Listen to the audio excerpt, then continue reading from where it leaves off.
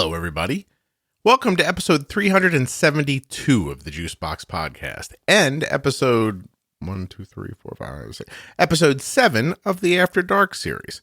So far, we've done After Dark for drinking, weed smoking, trauma and addiction, sex from the female perspective, depression and self-harm, sex from the male perspective. Today, we're doing divorce from the perspective of the father of a child with type 1 diabetes. This episode of the Juicebox Podcast is sponsored today by the Omnipod Tubeless Insulin Pump. By the Omnipod Tubeless Insulin Pump. Go to myomnipod.com/juicebox today to get a free, no obligation demo of the Omnipod sent directly to your home. Plump up your diabetes game. I don't even know what I'm talking about. The episode is also sponsored by the Dexcom G6 continuous glucose monitor. Dexcom.com/juicebox will tell you everything you need to know about what is, in my opinion, the world's most amazing diabetes tool for measuring your blood sugar. See what direction and speed your blood sugar is moving in real time with the Dexcom G6 continuous glucose monitor. You want to make good decisions about insulin? Get a G6. If you've been thinking about these tools and have been procrastinating, what are you doing? Get to it. And if you don't know what I'm talking about, you have to go look. This stuff is amazing.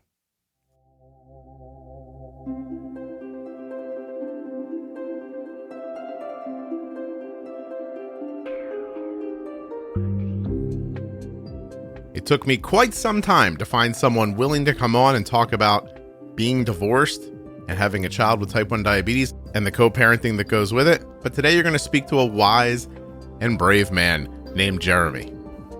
And he's really going to share how his divorce went, when his son's diagnosis cropped into the story, and how they dealt with things and continue to deal with things to this day.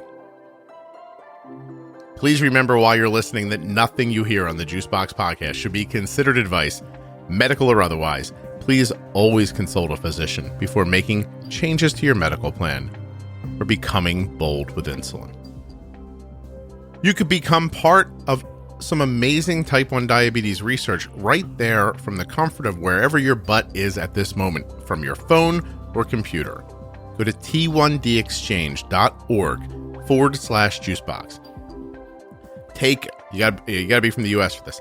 Take a short survey. I think it took me about 7 minutes to take. You're going to be supporting research and supporting the podcast at the same time.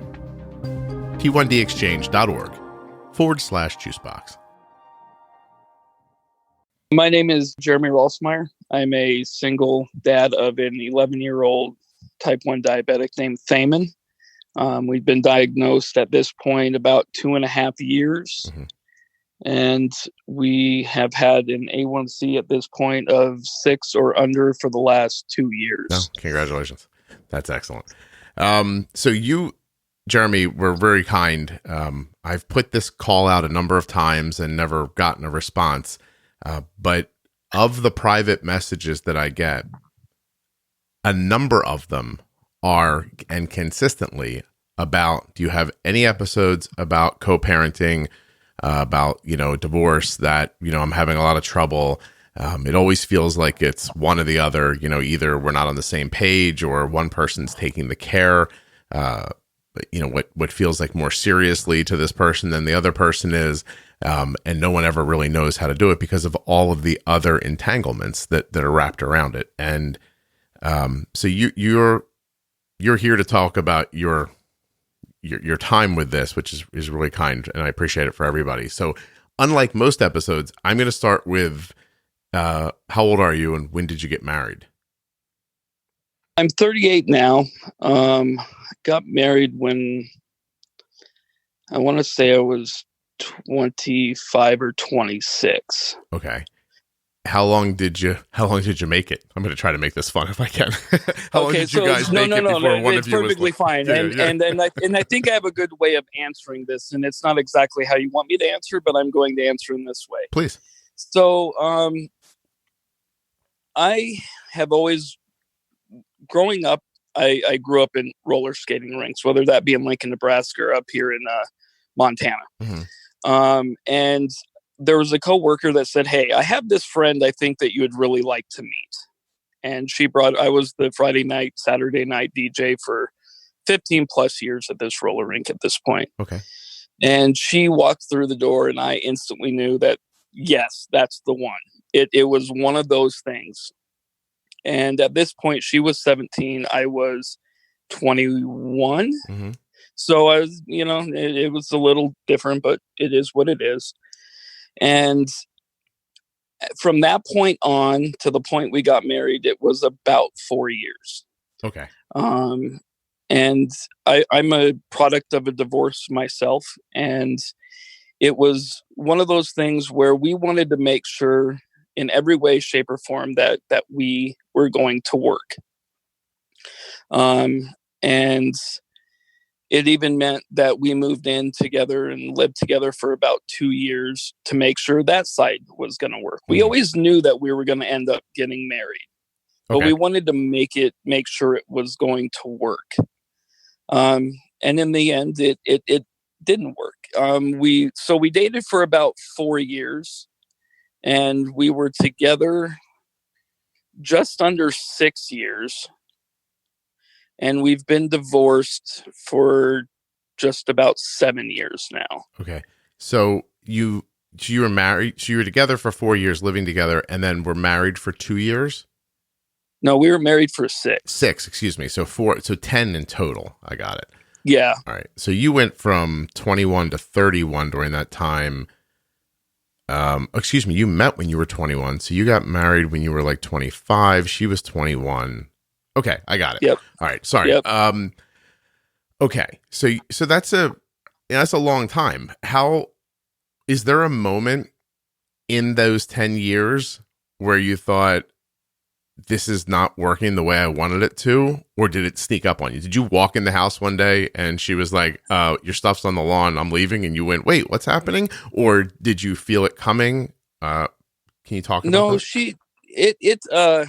I knew that it was coming. It was one of those things where there were all the warning signs. She blatantly told me, look, this needs to happen. And I guess we need to go into a little bit of at least what caused the divorce a little bit to Sure. understand kind of what happened. And at the time I would have told you, well, kind of like you said earlier, that I married that, and I didn't. It was me being, retrospectively looking back over all this, it was me, honestly, not wanting to put the effort forth in the marriage to make it work. I said, well, I got what I wanted, and I don't need to go out and go to the park. I don't need to go out and do this. I don't need to go out and do that. And you want to go have a lunch out at the lake? Okay, let's go to the lake. And well, I'm hot. Let's drive back.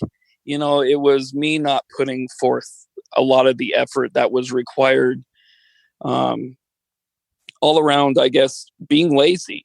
Mm-hmm. And it was me, I guess, being socially awkward, me having a bit of social anxiety and not liking to be around large groups of people. Those aren't excuses. It was just, looking back on it, I think that's a lot of what I was struggling with at the time, that it always seemed like she would ask me to go do something. I would tell her no. I would continue sitting in my chair and she would leave. And it got to that point where she had vocalized her concerns multiple times for a couple of years, to be honest with you. Right. And I kept on saying, no, I'll change. No, I'll change. No, I'll change. And, can I ask, did you share with her that you had like this social awkwardness? Was she aware of that?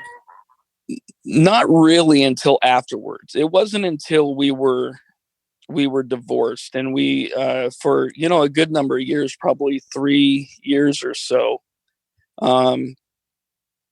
that we really sat down and talked about it. And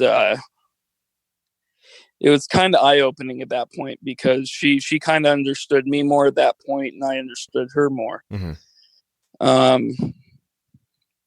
Yeah, it was just a really awkward time. Do you have feelings that you said you're from a divorced family? Did you feel like you were like that was going to happen at some point? Did you have an expectation that you couldn't stay married?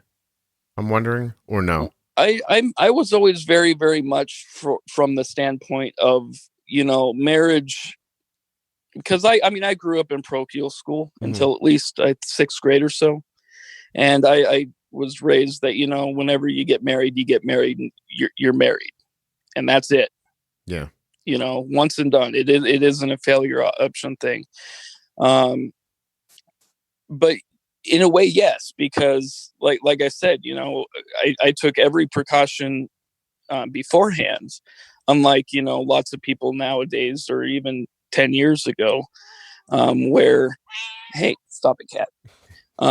Where you got to give that cat a better name. I know, right? Where it was, they just, kids nowadays, they just move in with each other, not trying to vet anything. Well, that's a good point. So during those 4 years that you lived together, were you awkward then, or is that something that you grew into? It was something I grew into, and I've always been a bit socially awkward, and it's been one of those things where even now, trying to go to Walmart by myself for myself, it's not going to happen unless I have someone there, like even my son. Mm-hmm. If I have someone there, I'm okay. I can go inside. I can shop all day long. It got socially, I guess it got worse with the marriage, because I started learning that I didn't even have to go. I could just ask her to go.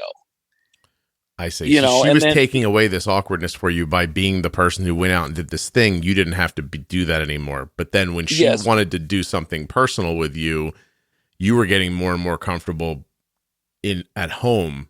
Exactly. Okay. Did you? Here's the biggest thing. But with that, it also, I didn't realize at the time that that's what it was. It wasn't until, I seeked out a doctor, and I talked to a doctor over all this, that I found out about all this. I knew that there was something wrong, but I couldn't explain it. It wasn't until after the divorce that I truthfully understood what it was and why I was experiencing it and everything else. Mm-hmm. Because I've always been okay at work, because, well, I've either been in a position of power, if you will, at work, where I'm in control, but you put me in a situation where I'm not in control, and that's where I break down. Okay. And you didn't even know it yourself, so you couldn't even tell her. It just felt like, I don't want to go out, or I'll do it because... it was overwhelming anxiety, and at that time, once again, didn't know what anxiety really was. It's different, I guess. And so I guess when you don't know what it is, it feels like, oh my God, she's bothering me all the time to do these things. She knows I don't want to do them. Like, why? So you can almost get angry in return in this scenario where you have no real right to be angry, but it kind of manifests itself, I guess, in that space. Yeah, and I wouldn't really call it anger. It was just, it was, like I said, an overwhelming sense of anxiety. Okay. So you didn't mind her asking you to go out. You just, once the ask happened, you just were like, "Well, I can't do this." Yeah, and I knew there was a serious breakdown whenever she stopped asking. Right. It was, "Hey, I'm going to go over to my parents," or, "Hey, I'm going to go do this." It wasn't, "Hey, let's go do this," or "Let's go to the park," or "Let's do this," or "Let's do that." It was, "I'm going." Mm. So it's fairly classic then. So you get married. There's a person there that does this stuff. We are together because I work or you work or we both work, and we intersect. We have a meal. We'll bang our genitals into each other once in a while, keep the house clean, pay the bills. That's what we're doing over and over again. Like, that's just what this is. And she wanted more than that. And you were really probably pretty thrilled with how it was, I would imagine. Yeah. Yeah.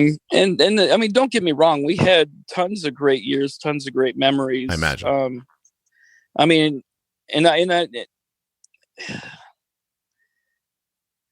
I'll be honest with you. I mean, she's been remarried now for 3 or 4 years. If she was to get divorced and want to get back together, I would take her back in a heartbeat. We've grown that much since then.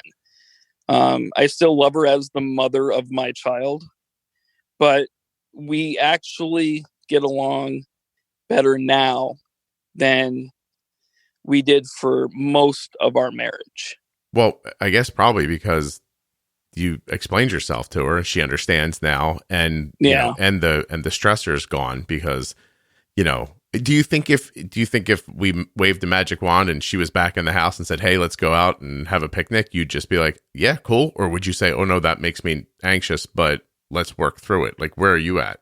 It's giving me anxiety right now just thinking about it. Gotcha. Okay. But at the same time, I don't know. It's like it would be worth it in the long run. And I'm not saying that will ever happen. I understand. No, I understand. But in my mind, we've grown enough to, I think we could end up doing it. But that's, you're trying to say that you guys your relationship didn't stop growing when the divorce happened. No. Yeah, it actually. I'll be honest with you. Whenever we even so right after the divorce thing, not right after, right before the divorce, and then the preceding years after the divorce, things were not great. And I think we need to talk about this. Well, that's why, Jeremy, that's why you're on. Yeah, that's why you're on, because you had a contentious divorce, and it's not any longer. And so let's just put a little perspective on it. Your child with diabetes, how old was your child when you got divorced? He was 4 or 5 at the time. Okay. Did he have type 1 then? No, we didn't get it diagnosed until 2019, February 9th, 2019. Oh, no, not 19, 18. Roughly how long were you divorced when he was diagnosed? 4-ish years. Okay. So a fair amount of time. And in those 4 years, what you were about to say is your relationship with your ex was how? It was okay. So it was interesting. I mean, right before the divorce and for, since then, it was very rocky. Mm-hmm. I mean, it was where everybody's taking notes on everybody else just in case. And, this is your time. This is my time. It was me trying to manipulate a lot of the situations. It was me fighting to get this done or fighting to get that done. It was me versus her. But at the same time, she always still called me whenever she was, needed something, or we still talked like we were friends, but there was still a hardcore line there. Yeah. And as that progressed, it got more and more to the point where we were talking more and more as friends. Even to the point where she would call me about her boyfriends. Hey, this guy is saying this. What does this mean? Mm-hmm. And it was weird, but at the same time, I knew that she trusted me. Right. And even to this day, I mean, like whenever Thaman went to his first camp last year, his diabetes camp, she called me at 3 a.m. in the morning on her porch, freaking out, talking to me. And I'm like, you have a husband, go talk to your husband about it. And she's like, no, but you understand. So but Kat and I are sleeping. So yeah, exactly. No, I hear what you're saying. So I guess removed from being impacted by your social anxiety, she really did like everything else about you. It was really that part right there. Dude, you must have really been a hermit, huh? Yeah. Yeah. Yeah. I say it. All right. Tell me about the diagnosis a little bit. How did that go? Because you're going to have a different story than other people. This week, I've been helping a newly diagnosed family get through the first couple of days with type 1. This is something I'm doing personally in my own time, and it didn't take 48 hours for the person to say to me, is there another way to get this insulin in besides these needles? And I said, yeah, I mean, you could get an insulin pump. And they asked me which one I would choose. And the only thing that I could tell them was that the Omnipod tubeless insulin pump has been a mainstay in my daughter's life since she was 4 years old. And Arden is 16 now. For 12 years, every day, my daughter's been wearing an Omnipod tubeless insulin pump. And it's been a friend, honestly, in our lives with type 1 diabetes. So not because, it's a click for the podcast, but I just said to her, here, go to this link and give it a try. They'll send one to your house and you can slap it on and give it a whirl. myomnipod.com/juicebox. Well, the pod's on its way and they're very much looking forward to it. And I'll be able to report back to you what they do in the future. But I'm, it's up to them. I don't honestly care what any of you do. I'm just telling you that the Omnipod exists. I think it's terrific and it's super simple for you to check out because you can get a free, no obligation demo. myomnipod.com/juicebox. The Omnipod is tubeless. It's easy. It works. You can swim, bathe, recreate, do whatever you want, and keep it on. It's super important not to have to disconnect to do those things because when you do that, you're without your insulin. That's it. You don't need a big sell from me. It's what I think is right. It's why Omnipod's a sponsor. If I didn't like Omnipod, if I didn't love it, if my daughter didn't have the most amazing experience with it, they would not be sponsors on this podcast. That's it. It's you can take that to the bank, as they say. So support the podcast if you will. Use my link, and if you don't, as long as you guys are happy, that's what makes me happy. Another thing that makes me happy is being able to see the speed and direction of my daughter's blood sugar. You don't think I told those other people about Dexcom too? I certainly did. Why? Because right here on my iPhone or on their Android, she told me I have an Android phone. I said, don't worry, it works with that too. I can see my daughter's blood sugar right now. Want to know what it is? It's 115. That quick. It's stable and steady. It is not rising or falling. It's actually been 115 for about the past 45 minutes as she came down from a little bit of a high from a lunch that had some fat and protein in it that I didn't do a great job of bolusing for. But we were able to bring that number down and come in for this beautiful landing at 115 because we can see Arden's blood sugar in real time because of the Dexcom G6. You understand? Went to a lunch, had some food, it hit her harder than it should have, and instead of sitting there all like, I don't know what to do, for 3 or 4 hours and looking at this big blood sugar, we were able to bring it down gracefully and safely right back to where we want it. I'm not even going to bother telling you today. When I say that, I'm going to tell you anyway, right? About the share and follow features. My daughter's sharing her Dexcom data and I'm seeing it on my phone. She could actually share it with up to 10 people of her choosing. If she was an adult and still wanted us to follow her blood sugars in college, we could do that. Or even if she was, 1,000 years old, the oldest person in the world with diabetes, we could still follow her blood sugar on our phones.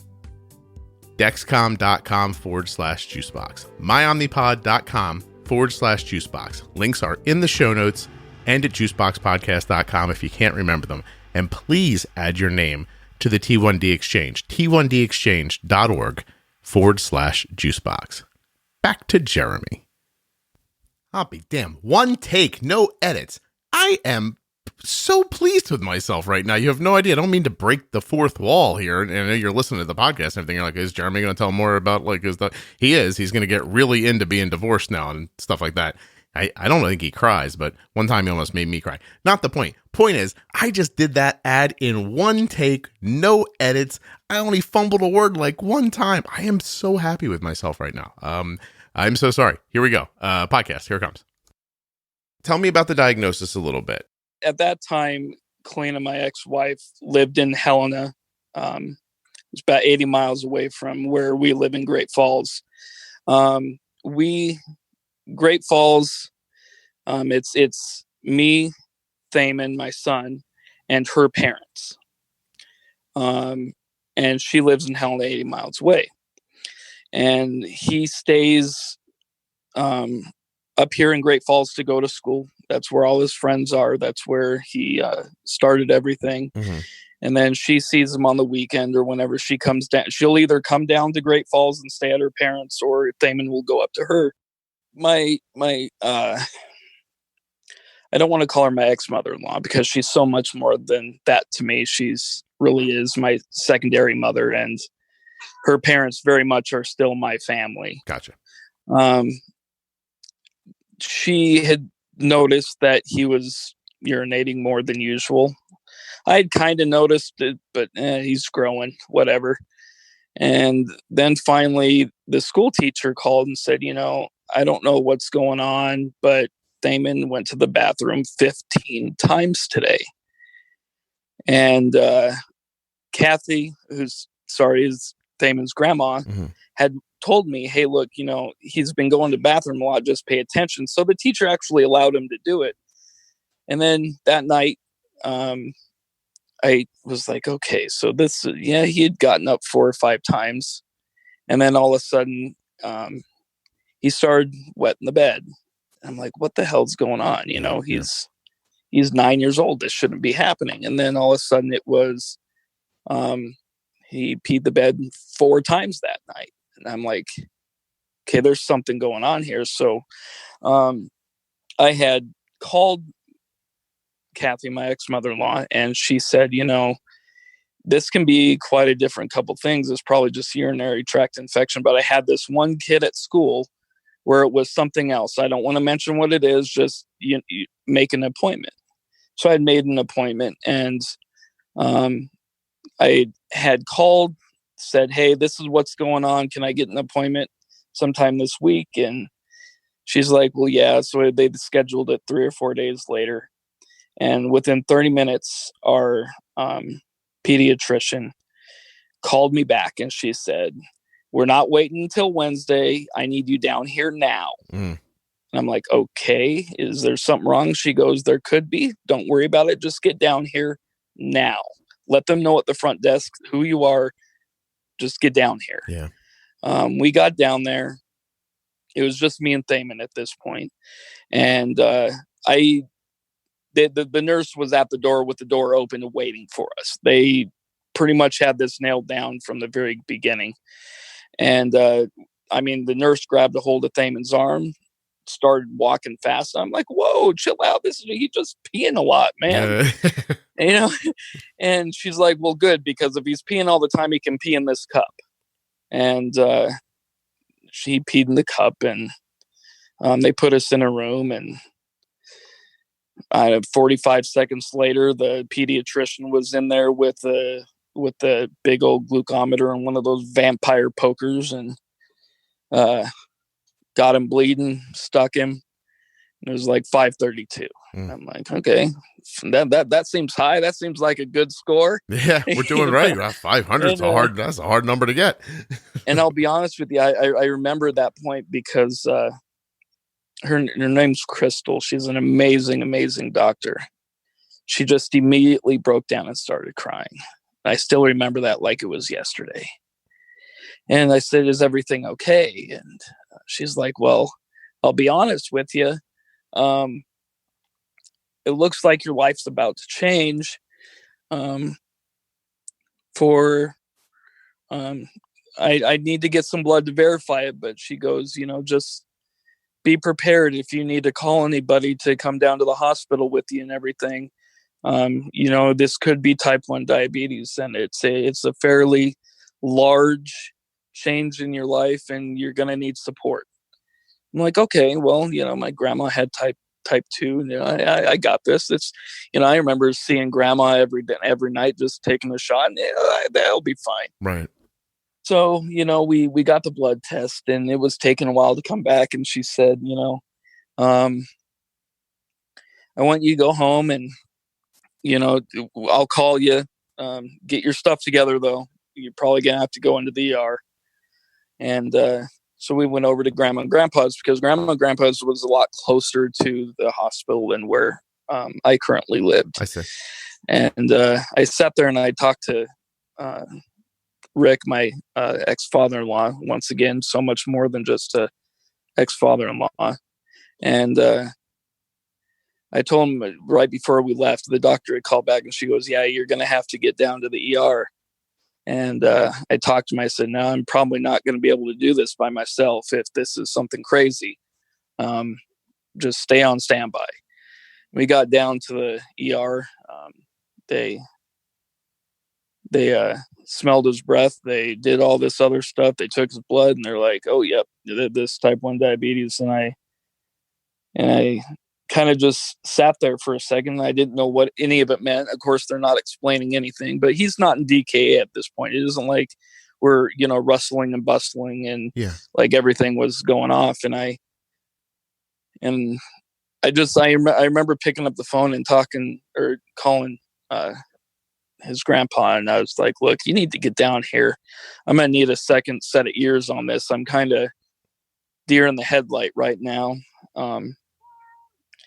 And he came down and he was there for the next at least 18 to 20 hours with me. How do you handle that with your ex-wife being so far away? Like, do you tell her in that moment, or do you tell her at the end, or when do you contact her? So, the way we've always done medical stuff is it's 50-50 decision. Mm-hmm.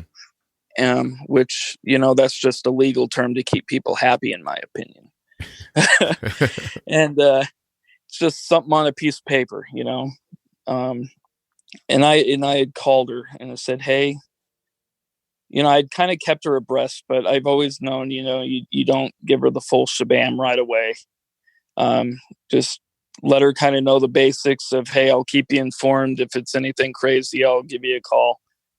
And I remember calling her and I told her, I said, look, we're down at the ER. They're saying his blood sugar's high. At this point, they're saying something about type 1 diabetes. I don't know much about it. Don't worry. I'll keep you going. I just need from you. I need to know that I have your permission to do whatever needs to be done. Mm-hmm. And she's like, well, is it that serious? And I said, it's starting to look that way. Yes. And she's like, well, is he going to die? And I'm like, no, he's not going to die. They said he's fine. He'll live. He'll, be fine and everything. It's just, I need your permission that, if they say they need this, an IV, if they need this, give that. And she's like, no, just do whatever you need to do. She goes, just let me know what's going on. But with everything else, it's like nowadays, it's like, you need the flu shot. Yeah, get it, whatever. We've felt each other out to know kind of where liberties are, because primarily I'm the one taking him to the doctors. I'm the one getting him ready for school. I'm the one that's, she lives 80 miles away. And so at this point, she just trusts me to do whatever, just, tell her afterwards and she's fine. But with type 1, it was a little different. I mean, there was a lot of asking, a lot of explaining, a lot of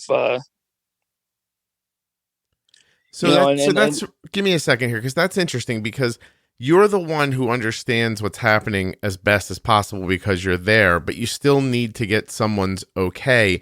But I'm assuming you don't have you can't walk her through it every step of the way to make sure she understands, because you don't have that kind of time on this end.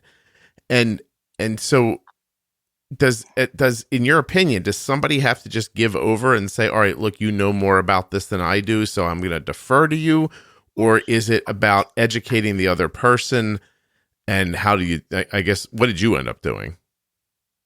So from that point, I finally told her, we got our own room. Go ahead and come up. He's perfectly fine. He's not going to die, but there is a lot of information. We're not going to be allowed to leave the hospital until all the caretakers are up there, get educated, and we pass the test. That's just how they do it up here. And she's like, okay. So she came down, and there was this moment whenever she had called me whenever she was outside, because the pediatric floor up here is locked. You have to be let in. So crazy people can't come in and steal your kid, or the kids can't wander off. Right. And I remember meeting her at the door, and I remember she wanted to go into the room, and I said, no, just come over here with me for a second. And this is really where it all, for us, this is where it all broke down. Okay. Well, not broke down in a bad way. I pulled her into the room right next door, and I said, look, everything in the past, everything that we've been fighting about for the last 2 years, 3 years, whatever it was at that point, all of the bull that we've been doing, all of the arguing, all the fighting, all the lying, all the everything else, it ends now. Okay. I go, what you're about to walk into is going to change your life, our family's life forever. I go, things are completely different now.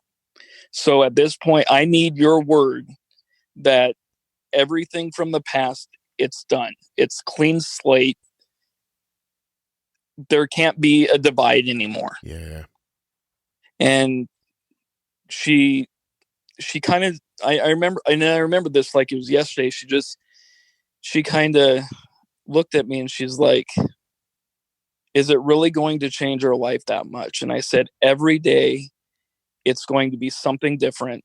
And if we don't work for a team, as a team, there's going to be more. Thamon's health is going to be at risk if we do not work as a team. Yeah. And I remember she just kind of, she let out this little, like she let out all the air in her lungs, and she's like, okay, let's do this. And it was on to the races at that point. I have to stop you for a second. I'm imagining that when you said that to her, she thought, wow, this is so bad. You and I are going to be nice to each other. You know, well, I'm sure. And you have to kind of remember from at that point, you know, it was weird. We were still friends, but we were still, whenever it came down to the Thaman level, we were very, very against each other. You know, this is my day. This is my day. You know, you get in between this time and this time. And can I ask you about that? This. Like, from your perspective, sure. Why does that happen? Like, what is it? A fear that he's going to like one of you better, or that, like, what feeds that? Okay. So, and I have an interesting way of looking at that. For one, and I'm not talking about like my ex-wife at this point. I'm just talking in general. Yeah. I honestly think it's a power trip. I think that it's because I remember this. I remember getting into this exact fight with Kalina. I said something to the point of our son or my son, and she's like, no, he's not your son. He is my son.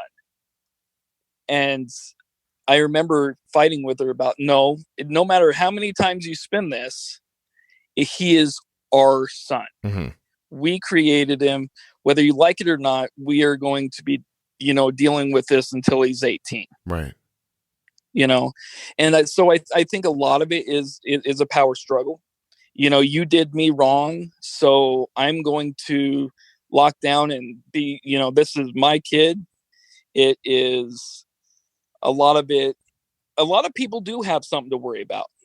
There are those relationships where, you know, either one of them are abusive, and it would be stupid to let them, you know, take full control. Yeah. Or, you know, there are those situations, but for the most part, I think it's a bunch of peacocking. Mm-hmm. It's, you know, they're still in that stage of being pissed off about the divorce. They're still in that stage, I guess. You kid, whatever the, you know, it is, and they get stuck in this thing, and they're like, the kids are perfect ammo for my destruction of this other person. It's the one thing that I still know you care about, and that you'll be upset about if it goes the way you don't want it to go. No, I understand that not all cases are like that. I mean, there's some families it's like that I read online that it's just like, I wouldn't give the kid to him either.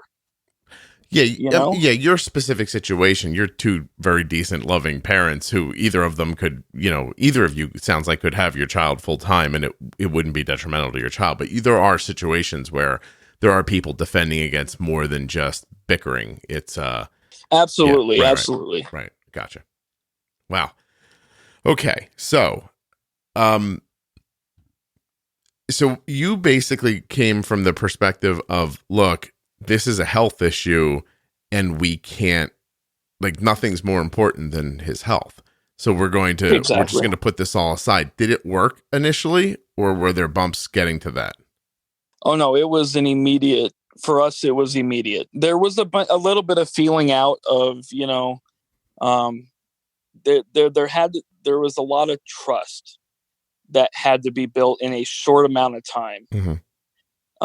And for the first 3 months when we were still, doing the what the endo wanted, if you will, there was a little bit of a power struggle, but it wasn't bad. I mean, it wasn't like we were arguing left, right, and center. Because at this point, it's primarily just myself and his grandparents. Kalina had to go back to Helena. She had been trained at the hospital, but it was military boot camp. There's fast. no here's your pens, goodbye. Although I will admit our hospital up here did an amazing job. I mean, that I still remember the pediatric nurse Jamie was amazing. I could that woman deserves a raise threefold over. But anyways, it wasn't until about 3 months in, whenever I've always been that type of person that, like, I owned a lot of Honda Civics, and I could still probably tell you what every single wire in that car does. Okay. Know what the voltage is, what it leads to, and everything else. And I kind of applied the same thing to diabetes. I instantly got online the night he was diagnosed. I remember sitting there until 4 a.m, and we were put in a double room and given the corner room, and they knew there was a lot of families, so that we needed a bigger room and whatnot. So I slept in the hospital with him, and every single night he was there. And I remember sitting online, and I started researching, and then I found Facebook groups, and then I found other Facebook groups, and then I found parents, parent type groups. Mm-hmm. Trying to be sensitive here to names of groups. And I buckled down and I started reading people's experiences and their knowledge. And then, of course, I went off the deep end and, of course, had to, I wanted to know exactly what failed in my son. And, and I've trained my son that way, the same way too. You ask that kid what an alpha cell, a beta cell, a delta cell, and a gamma cell is, and he can tell you what each one does. I deep dove and became obsessed with anything and everything diabetes, and all of the crazy ways that his body works differently than our bodies and everything else.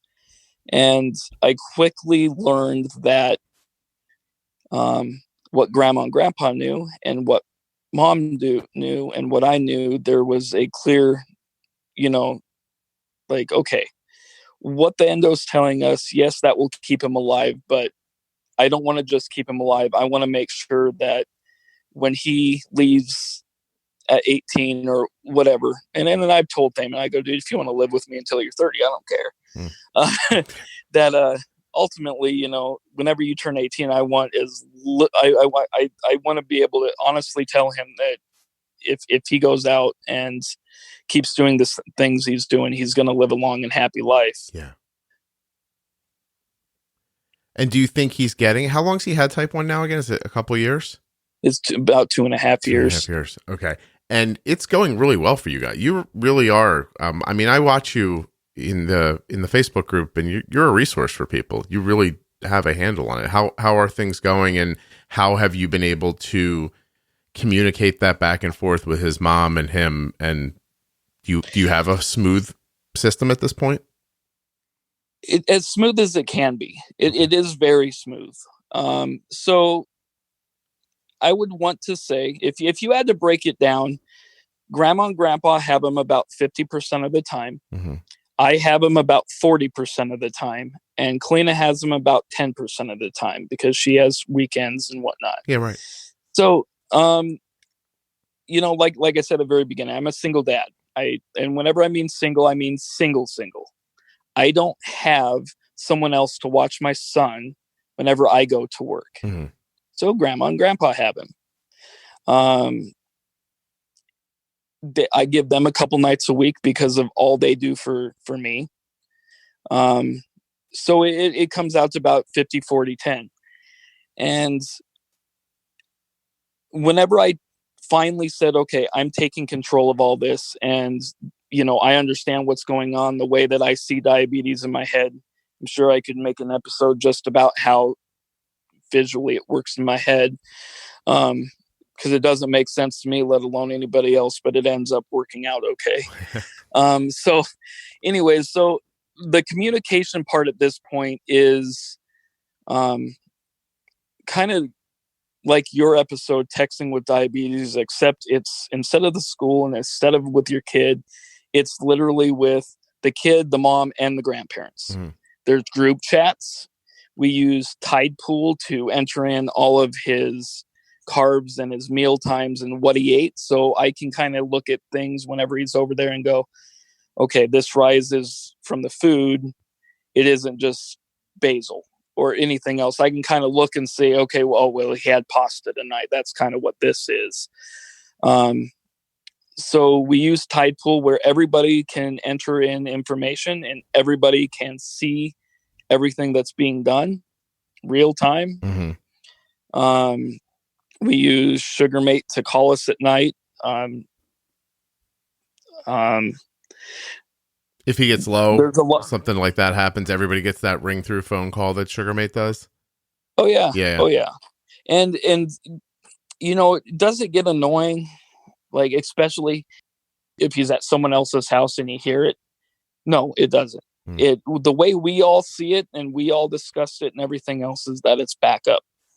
Yeah. You know, and normally we don't start getting a little antsy and start texting each other back and forth like crazy people unless he gets, you know, very low 60s or into the 50s. And typically at that point, it's at this point, it's just a text to Thaman of, you okay, dude? Yeah, you expect someone's going to do something about it. You just it's the anxiety of not knowing if they're maybe missing it. Yeah, because I'll be at first it was like anytime that thing went off and he was below 80, it was like, oh my God, what happened? Is it activity? Is it food? Is it this? Right. And there is still a little bit of that on my side because with me doing all the pump changes, with me doing all of the generalized, this is the direction we're moving. It's one of those things I kind of need to know. And then it's turned into me just texting grandma and saying activity ? Mm-hmm. And she'll say no. And I'm like, just sitting on his butt. And she's like, yep. And so if I see that around two days in a row, typically I can go, okay, well, that's basal. It just needs to be touched just a little bit. Mm-hmm. But that's kind of how we communicate at this point, at least me and the grandparents. We do have some phone calls that may last a little longer to try to figure out, you know, a little bit more. But for the most, it's just very simple text. And then there's still times where things are just not right. Like right now he's just starting puberty. And although he's still like 85, 90, 95% range every day, there's the basal is still needs to be pushed down. You know, he's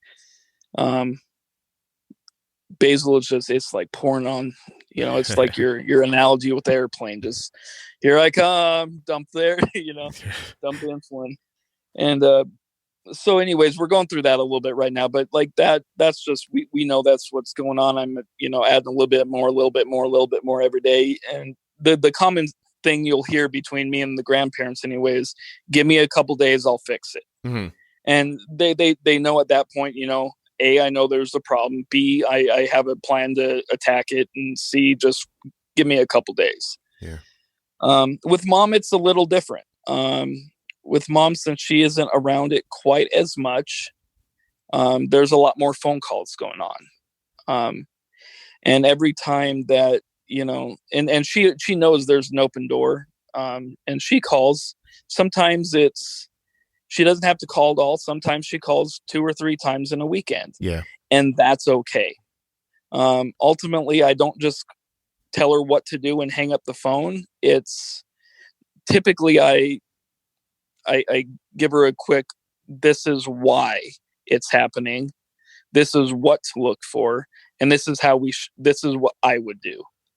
And she's then receptive typically to that because it works. And so why not? Typically it's one of those things that you hear about that type of thing once, she gets it, we fix it, we move on. And that's really, what we've had to do as a family. And you've probably seen me post it plenty of times in your group, just fix it and move on. Yeah.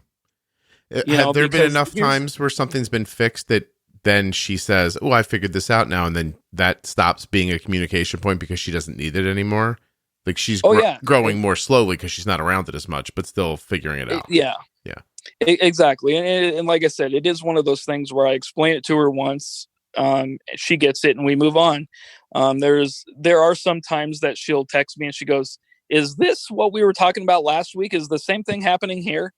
And I, ask a few questions. I'm like, yeah, it is. So sometimes she wants backup just to acknowledge that, yes, this is what's going on. But for the most part, she's fairly independent at this point.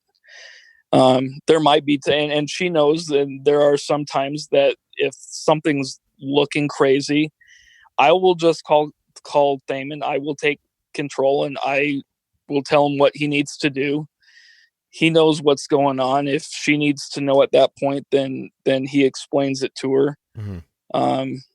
A lot of it's transitioning from me talking to the grandparents and me talking to Kalina to me talking to Thaman.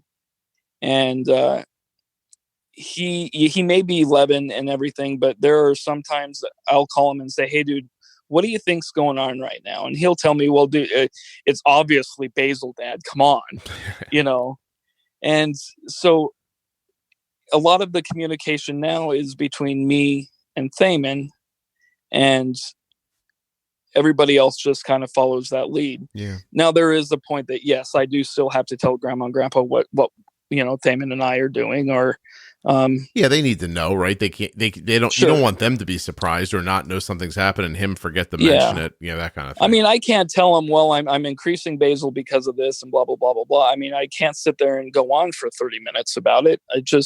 I need to let them know that I'm handling it. Hey, I'm adding a little more basal here. I'm taking away a little bit here. Watch out at these times. Hey, I've, lowered the carb ratio down for breakfast or lunch. Just be kind of mindful of that time frame.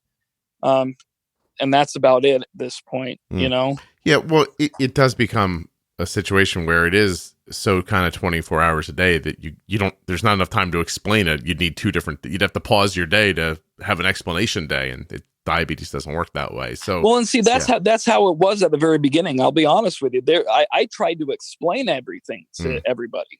And the way I am, like I was telling you earlier, I learned everything and everything. And I was trying to explain glycolysis to them at one point.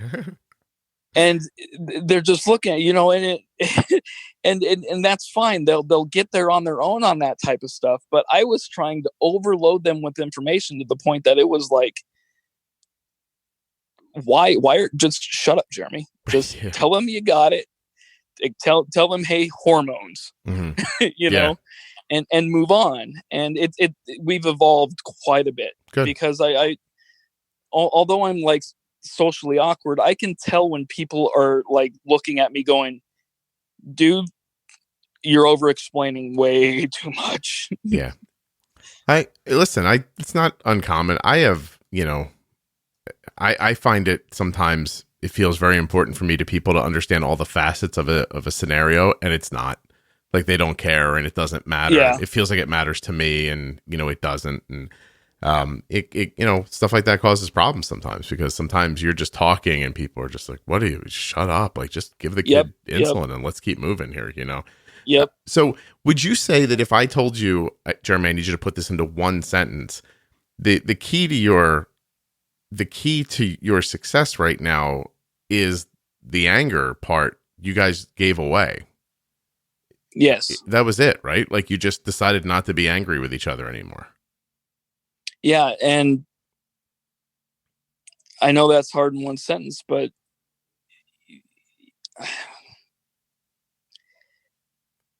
it's kind of like that saying, let go and let God.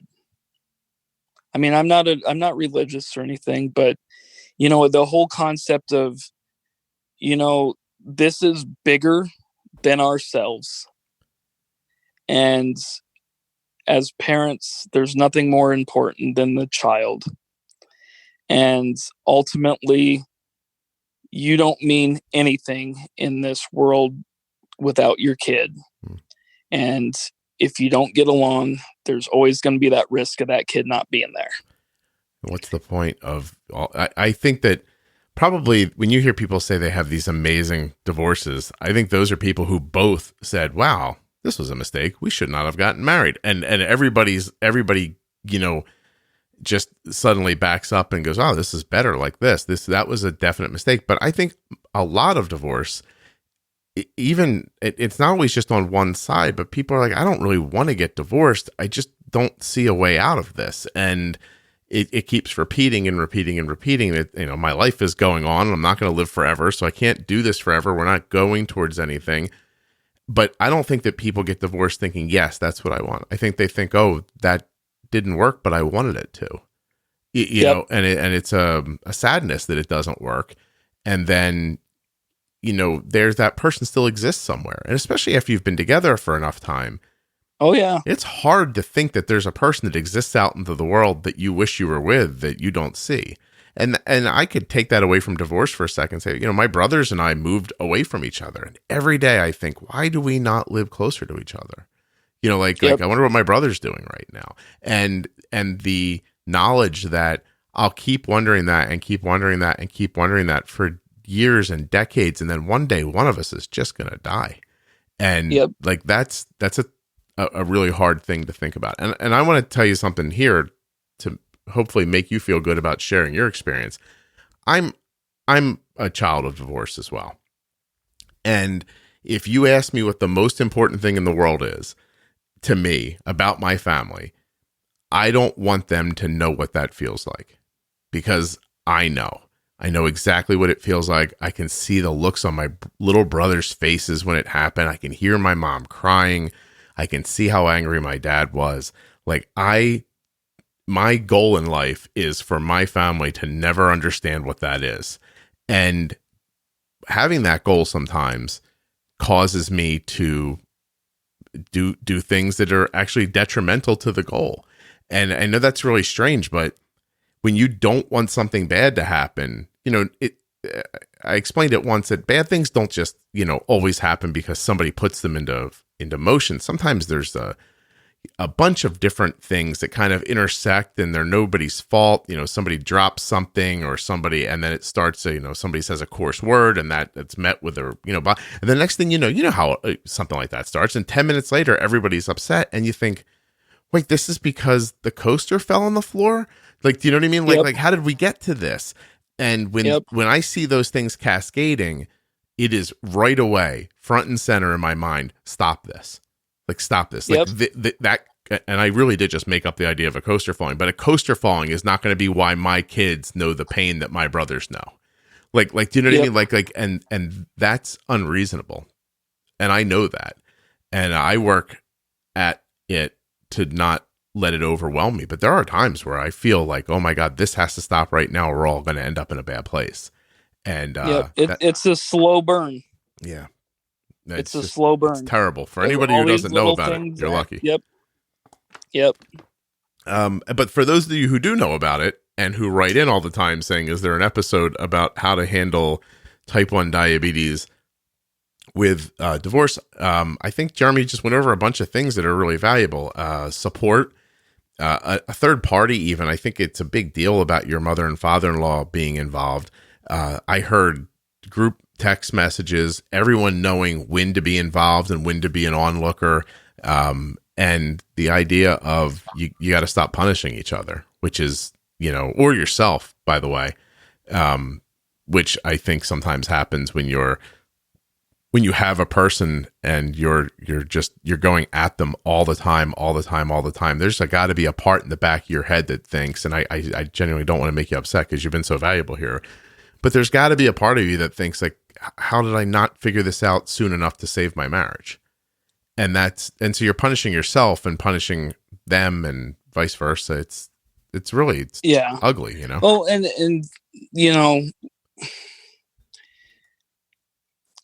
I'll be 100% honest here with you. I have honestly punished myself every single day for the last 7 years.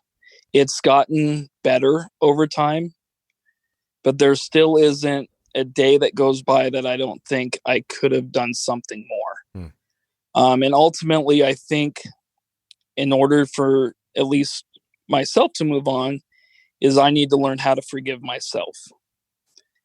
Because I've already forgiven her for all of her side of things, because there was things on her side too. No marriage is perfect. I understand. And that's the biggest thing really, is everybody needs to learn how to forgive each other, find the best way to move forward as a dysfunctional family unit, whatever that is, a divorced family, and realize that it's just not about you. Because that's what caused all the fighting at the beginning and everything else of it's me. It's no longer us, so I have to focus on me. But yeah, there isn't a day that goes by that I still don't in some way just go, you know what? You're a divorced dad and whatnot. And I don't want to beat myself up, but that it is a constant, failure point in my life, I guess. So all I can do at this point is become a better dad. Right. And I know this sounds weird, be a better ex-husband, and it's not me trying to get back with her. It's not, I had my dad, who lives in Lincoln, Nebraska, who, is far away from it. He told me, he goes, Jeremy, you're just being nice to her because you want to get her back. And I'm like, no, Dad, that has nothing to do with it. I mean, it wasn't until he came up the next year for 3 weeks in the summer and he saw how labor intensive type 1 was and understood why, I would go over to Kathy and Rick's for dinner. He didn't understand, like we walked up to their house and we just walked into their house and he's like, well, why aren't you knocking? I'm like, Dad, they're my family, just like you are. He really thought that you were just going to, like you were pretending to be the person that your wife was looking for when you were married, hoping that would just bring everything back, not understanding how important doing those things was to your son's health. Well, yeah, because, my mom and dad got divorced too. And that was a nasty, nasty, nasty divorce. Mm-hmm. And his idea of divorce was completely different than my idea of divorce and how I was handling my divorce versus how he handled his divorce. Yeah. No, so he was just seeing what happened to him and kind of projecting it onto you. Yeah. Oh yeah. Wow.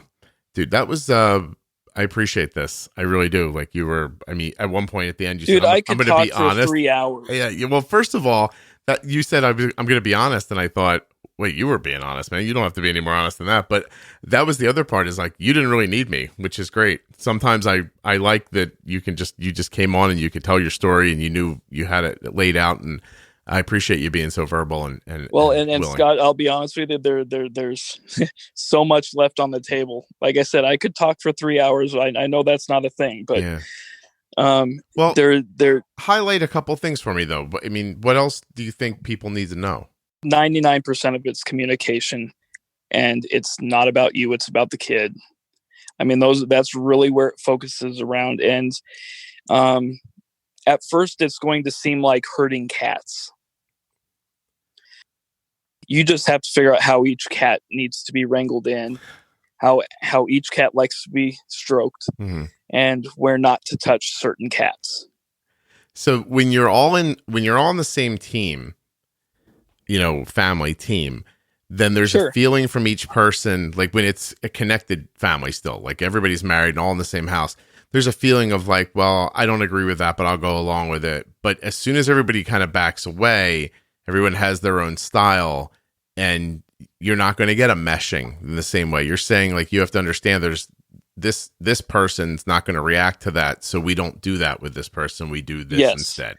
Okay. Because grandma has one understanding of diabetes and the way that she cares for diabetes. Grandpa has a different view, and mom has a different view. And I have to try to wrangle the whole group and try to get one cohesive line of treatment. And that's been the biggest challenge, really, is to try to, you read all these posts all the time of, well, he's at his dad's again. He's been above 300 for the last 2 hours. Right. And I didn't want that. So I had to find out how to get a lot of your teachings, I guess, if you want to call them those. That sounds very high-minded when you say it like that. And I know. I feel like I should I'm have trying to blow that head up of yours. I wanted to put on a burlap robe and shave my head bald when you said that, and then go sit on the top of a mountain. And I'll be honest with you, Grandma was like, because I send her over episodes to listen to of, like, if something was going on, I would send her the fat and protein. I don't do that every time, but so she'd understand. And she's like, he has a lot of good points, but boy, is he cocky. He's so full of himself, but he has really good information. And I know you've heard that before. I've heard you say it before. Sure. But that's the generation gap, and that's the other big thing is, we all know that type 1 is a family-led disease. The endo gives you your boot camp instructions to keep the kids alive. Everything else is up to you. Mm-hmm. I mean, unless you have a really, really, really good endo. So grandma and grandpa are from the generation where you went to the doctor, you listened to the doctor, and you didn't dare question the doctor's authority because they know, and they're from that older generation. And where, with me and my generation, it's like, okay, the doctor said this, but how about a second, third, and fourth and fifth opinion? Mm-hmm. And let's get as much information as we can, and let's move forward. And so it's trying to find or corral 4 different ways of thinking and getting one plan together to still have excellent glycemic control and be able to, move forward. Yeah. No, I hear you. Well, listen, man, congratulations. I think I'll tell you what really strikes me is that you were willing to say this and have it recorded, which means that the people you were speaking about, you very much believe will agree with what you said. And that's a big deal, like, in my mind, is that you didn't just set up some sort of it's not a paper tiger, right? Like, it's not like it works, but everybody's just teetering on the edge and about to explode. Like, you guys actually are all comfortable with your piece of this, and it's okay that there's a person who has more of the knowledge about diabetes than the others, and everyone's willing to work off of that. I think it's really wonderful. And by the way, I have a message to Grandmom here in case she ever hears this. I'm trying, Grandmom, to get a bunch of information into people's heads, and I have to project a certain amount of confidence where I am confident, and I don't want to meander in the conversation, because if I spend a lot of time being what I am assuming she would take as polite, and not forceful, then the conversations get too long, and then nobody listens, and you lose the thread of the idea. So there's a method to this madness. I think if she sat with me, she'd feel like I wasn't like that. But, I'm sure. No, I'm just kidding. I don't care what she was a school teacher for 30 plus years. Listen, I'm from the East Coast and you're in Montana. Yes, sir. I would assume she just, like, I probably talk too quickly, and I I probably come off terribly to her. I'm sorry. Tell her I'm sorry, but I'm glad everything's going well. Happy the kid's okay. That's all. No, I mean she loves your podcast. It's just that's different. So full of himself. That's excellent. Well, please tell. I was, obviously being lighthearted there, but then again, I don't know if it's obvious or not. If she'll be like, there he is doing it again. But no, I was just being lighthearted. But I appreciate that it's helpful to you guys. I really do. And please, my best to everybody. And I really appreciate you doing this. Like I said, there were not a lot of people willing to come on and talk about this stuff. So you did a really cool thing here today. I tried. No, you really did. Thank you so much. And my best to your cat. What is your cat's name? The cat is literally named Kitty because that's what Thaman wanted to name it. All right, well, listen. I'm like, dude, we can name it George, man. You could name it anything. So he tried to name it once. He's like, well, maybe we can do Bolus and Basil because there's two cats. Okay. And I'm like, well, which one's Bolus and which one's Basil? And that's about as far as that got. So it turned back into Kitty 1 and Kitty 2. That's all. Oh, see, now that's, by the way, that's only something that would happen in a single father's house. So that is a triumph. Absolutely. Absolutely. There's not one woman listening to this right now that's thinking, I would allow my cats to be called Kitty 1 and Kitty 2. Exactly. Oh my gosh. All right, Jeremy, thank you so much. I really appreciate it. Hey, really appreciate Jeremy stepping up when a lot of other people couldn't. I actually got a couple of notes from people who are like, I would love to do this, but I can't. So, Jeremy, you're aces, man. You're a great dad. Sounds like you're a great co-parent. I think there are a lot of people out there who are divorced or co-parenting are probably pretty jealous of what you guys have going on. Also, a big thank you to Omnipod. Check out the Omnipod tubeless insulin pump today at myomnipod.com/juicebox. Get them to send you a free, no obligation demo by typing in a tiny bit of information at that link. It might literally take you less than 2 minutes to get that demo coming to your house. myomnipod.com/juicebox. Find out more, of course, about the Dexcom G6 continuous glucose monitor at dexcom.com/juicebox. And the T1D exchange, beyond doing great work, is completely HIPAA compliant, 1 bazillion % safe for you to do. I did it myself, put my information right in there as the parent of a child with type 1. That's what they're looking for. People with type 1 diabetes or parents of people with type 1 who live in the U.S. And this is completely blinded, meaning your answers are not in any way connected with your information. You know what I mean? Like it doesn't say like Scott said this. It's just parent of type 1 answered this way. That kind of, it's anonymous is what I probably should have said. Anyway, you take this survey, which did not ask any deep probing questions as far as I was concerned. Took me about 7 minutes and I was done. They're going to follow up once a year with a couple of other questions. If there are other opportunities to do things, I have the option to do them, but I don't have to. And the best part is you can do this from your living room, right there on your phone or on your PC. It's that simple.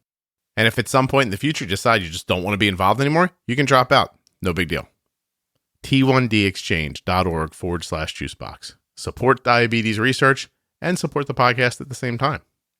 All of these links, of course, are available at juiceboxpodcast.com. You can also find at juiceboxpodcast.com the best doctors that listeners of the podcast have suggested for you. That's at juiceboxdocs.com. And all of the Diabetes Pro Tip episodes are available at diabetesprotip.com in case you want to share them with people or something like that. Otherwise, everything, like I said, is at Juicebox Podcast. And of course, you can listen to everything that I've ever done right here, 100% for free, always for free.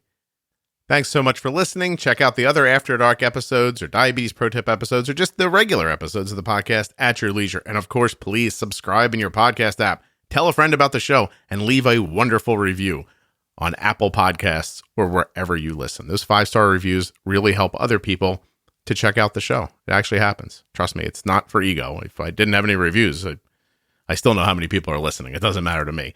What matters is that the next person coming along says, oh, look, people find this podcast valuable, and then maybe they'll learn some things like you did, or it'll help them, or they'll be entertained or not feel alone or whatever. But somehow they need to know this is the show I should try.